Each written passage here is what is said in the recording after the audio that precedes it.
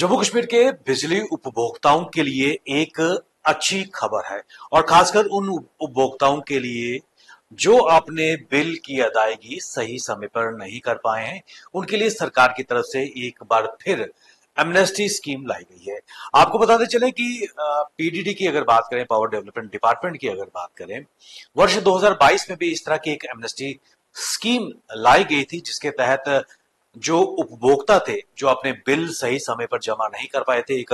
Backlog इकट्ठा हो गया था, तब उस वक्त एक एमनेस्टी स्कीम लाई गई थी और उस स्कीम के तहत जो बकाया राशि जो बिजली विभाग को देनी थी, वो इकट्ठे देने के बजाय 12 किस्तों में इसको डिवाइड कर दिया गया था और ये एमनेस्टी उपभोक्ताओं को दी गई थी। एक बार फिर सरकार की तरफ से जम्मू कश्मीर के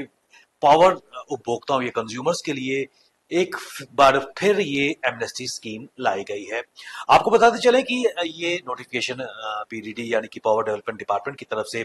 शाया हो चुका है, जिसके तहत ये एमनेस्टी 31 मार्च 2025 से पहले वाले उपभोक्ताओं को मिलेगी, जिनके जो टैरिफ हैं, बिजली के बिल हैं, पेंडिंग रहे हैं। लेकिन इसके साथ साथ कुछ क्लॉजेज भी पावर डेवलपमेंट डिपार्टमेंट ने लगाए हैं, जिसके तहत ये कहा गया है कि 31 मार्च 2025 के बाद जो भी बिजली का किराया आएगा,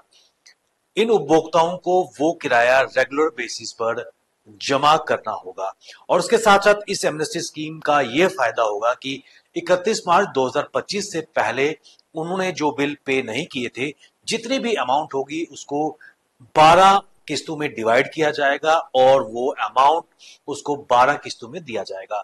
इस स्कीम का सबसे बड़ा फायदा यह है कि उस अमाउंट पर जो पिछला बैकलॉग है उस पर कोई भी इंटरेस्ट नहीं लगेगा और आप किस्तों में ये अपना बिल जो आपका पेंडिंग है, किसी कारणवश आप जमा नहीं कर पाए, आप उसको 12 किस्तों में जमा कर सकते हैं। इकट्ठे देने के बजाय ये एमनेस्टी दी गई है और इस अमाउंट पर कोई भी इंटरेस्ट लागू नहीं होगा। लेकिन इसके साथ साथ ये बिल्कुल स्पष्ट कर दिया गया है कि 31 मार्च 2025 के बाद इन उपभोक्ताओं के पास जो इस एमनेस्टी स्कीम का फायदा लेना चाहते हैं, उनको अपने उसके बाद के बिल यानी कि 2025 अप्रैल, मई, जून और जुलाई और आने वाले महीनों के जितने भी बिल होंगे आपको रेगुलरली पे करने पड़ेंगे,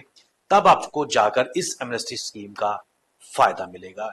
आपको ध्यान में यह भी रखना है कि इन केस आप रेगुलर बिल नहीं पे करेंगे तो इस एमनेस्टी स्कीम का वो क्लॉज समाप्त हो जाएगा। आपको जो 12 महीने का इंस्टॉलमेंट पेमेंट का जो आपको एक ऑप्शन दिया गया है वो समाप्त हो जाएगा। उसके अलावा विभाग की तरफ से कड़ी कार्रवाई भी की जा सकती है, क्योंकि अगर आपका इस फाइनेंशियल ईयर की अगर बात करें 1 अप्रैल 2025 से अभी तक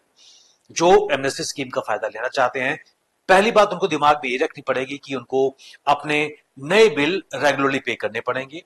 और उसके साथ साथ जो पुराने 12 इंस्टॉलमेंट्स लगी होंगी पुराने पेंडिंग अमाउंट की, वो भी साथ साथ ही पे करनी पड़ेगी। और इस बीच अगर आपकी कोई भी इंस्टॉलमेंट रह जाती है तो ये स्कीम जो एमनेस्टी आपको दी गई है, ये ऑप्शन आपको दिया गया है, समाप्त हो जाएगा और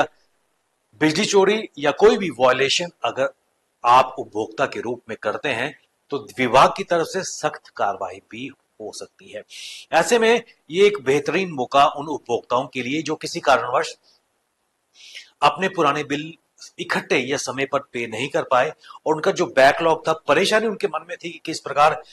जितनी भी राशि इकट्ठा देना सबके लिए मुश्किल हो जाता है, घर का बजट हिल जाता है और यही कारण है कि ये एक एमनेस्टी स्कीम सरकार की तरफ से लाई गई है। तो ध्यान में रखने वाली बात है कि इस स्कीम को आप कैजुअली ना लें, बल्कि सरकार की तरफ से आपका टोटल जो बिल है 31 मार्च 2025 से पहले का, उसको 12 इंस्टॉलमेंट में डिवाइड किया जाएगा। उस पर कोई इंटरेस्ट नहीं लगेगा, ये सबसे बड़ी खुशाइन बात है। लेकिन उसके साथ साथ आपको अपना जो बाकी का बिल है, क्योंकि इस एमनेस्टी स्कीम 31 मार्च 2025 से पहले बिल्स पर ही लागू होंगी और उसके बाद जो बिल हैं आपको वो रेगुलरली समय पर पे करने हैं और तब जाके इसका फायदा मिलेगा। लेकिन कोई भी वॉयलेशन अगर आपके द्वारा की जाती है, बिजली की चोरी या कोई भी इस तरह के उपकरण आप लगाते हैं, तो सरकार की तरफ से कड़ी कार्रवाई की जाएगी। ऐसे में जम्मू कश्मीर के आवाम ये पूछ रही है कि सरकार की तरफ से जो नई सरकार आई है, पिछले वर्ष उमर अब्दुल्ला ने एक बड़ी अक्सरियत हासिल की थी और अपने पोल प्लैंक्स की बात करें, मैनिफेस्टो की अगर बात करें, तो बिजली का बिल और मुफ्त बिजली की बात भी उसमें निकल कर सामने आई थी, लेकिन कई लोगों को ये हताशा निराशा भी लगी है, क्योंकि इकोनॉमी के वीकर सेक्शन तक ही ये बिजली का जो फ्रीबीज है वो सीमित होता नजर आ रहा है। और उनकी तादाद भी बड़ी कम है, क्योंकि उन इलाकों में पहले स्मार्ट मीटर लगेगा, उसके बाद बिजली उनको मुफ्त में फराम की जाएगी। तो कहीं ना कहीं लोग इसको लेकर भी बात कर रहे हैं कि एक तरफ एमनेस्टी स्कीम की बात भी आई थी और एक तरफ इलेक्शन के पोल प्रोमिस में मुफ्त बिजली देने की बात भी आई थी। तो लगातार लोग पशुपेश में है कि क्या किया जाए, इस उम्मीद को लेकर कि क्या आने वाले समय में ये बिजली माफ होगी। ऐसा सरकार का कोई भी प्रोसेस में नहीं है, और आप समय पर बिजली देंगे तो सरकार बिजली बाहर से परचेज करेगी, और समय पर जब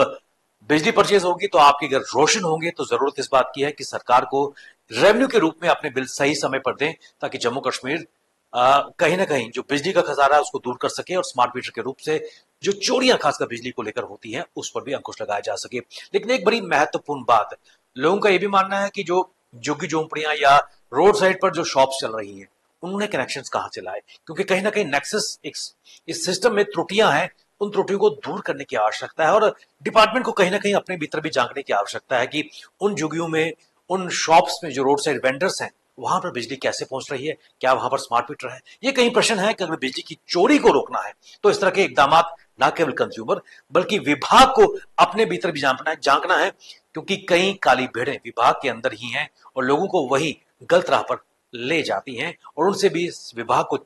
सचेत रहना होगा, उनके खिलाफ भी कार्रवाई करनी होगी। बने रहिए आप हमारे साथ, हमें दीजिए इजाजत। नमस्कार।